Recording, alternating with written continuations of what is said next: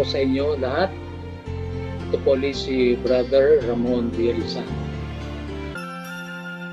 Sana ang aming presentation, the Bible, an overview, a story, ay nakapagbigay sa inyo ng mahalagang big picture sa kanyang buong kasaysayan. Para tayong nag-survey ng isang mountain resort o mountain island, sakayang isang helicopter, para ma-familiarize sa kanyang features. Halimbawa, ang kanyang size, contours o shape bago bumaba at pumasok doon. Ika nga, seeing the forest for the trees, isang purpose-driven metaphor o talimbagan. By way of review, let me run you through the just presented 12 biblical periods. The 12 biblical periods of salvation history.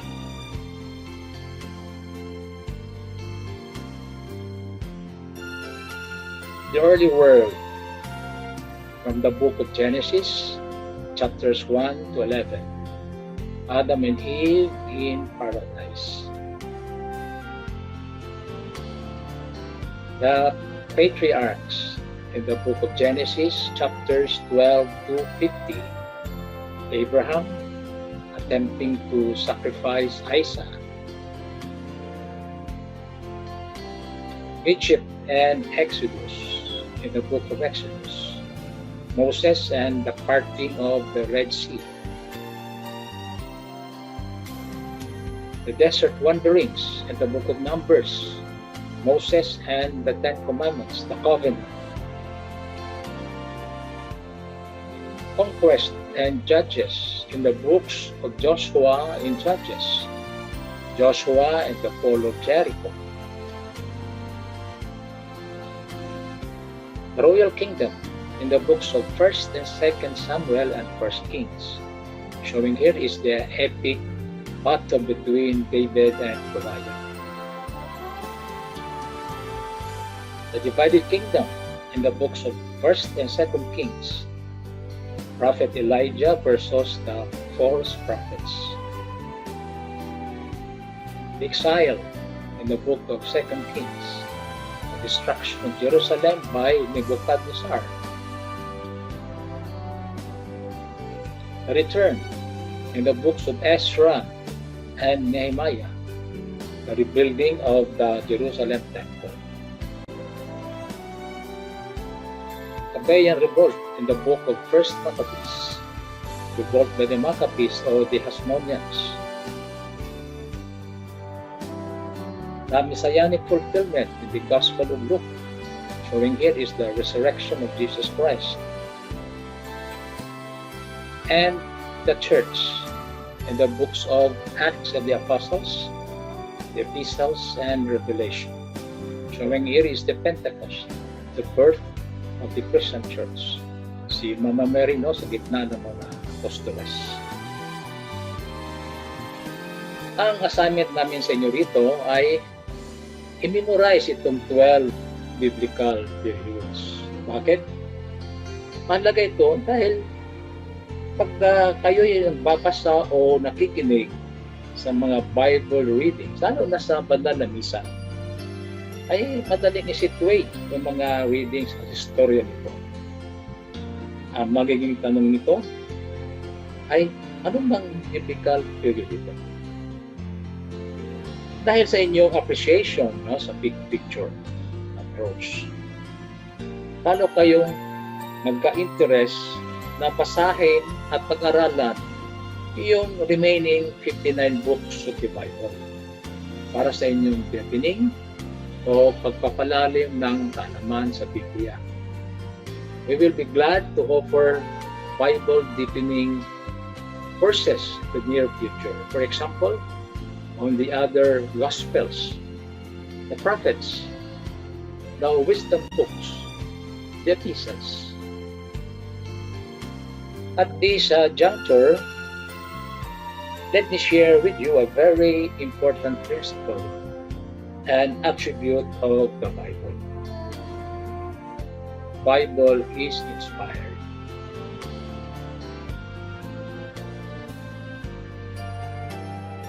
Ang Biblia ay salita ng Diyos. Which means God breathes. Kinasihan ng Diyos ang Biblia.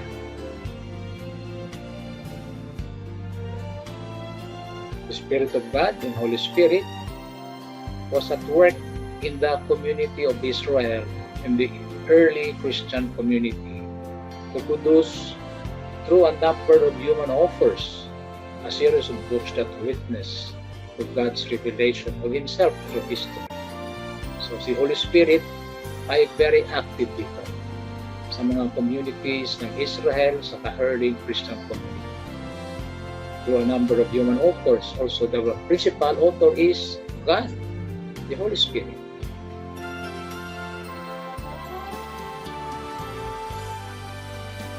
Sa 2 Timothy chapter 3 verses 15 to 17.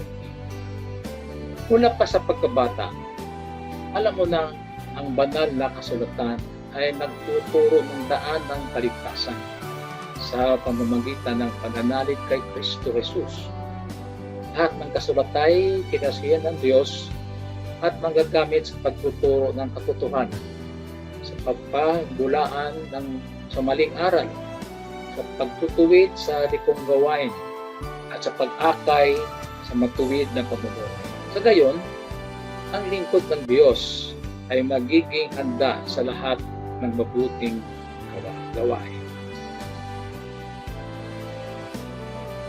In Hebrews chapter 1 verses 1 to 2. Noong una, nagsalita ang Diyos sa ating mga ninuno sa iba't ibang panahon at sa iba-ibang paraan sa pamamagitan ng mga propeta.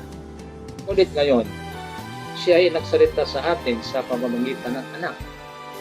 Sa pamamagitan ng anak ay nilikha ng Diyos ang sansinuko at siya ang itinaga niyang pagmay-ari ng lahat ng bagay.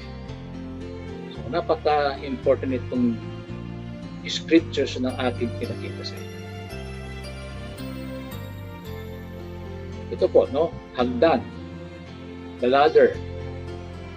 Sabi nga ni St. Jerome, ignorance of the scriptures is ignorance of Jesus Christ.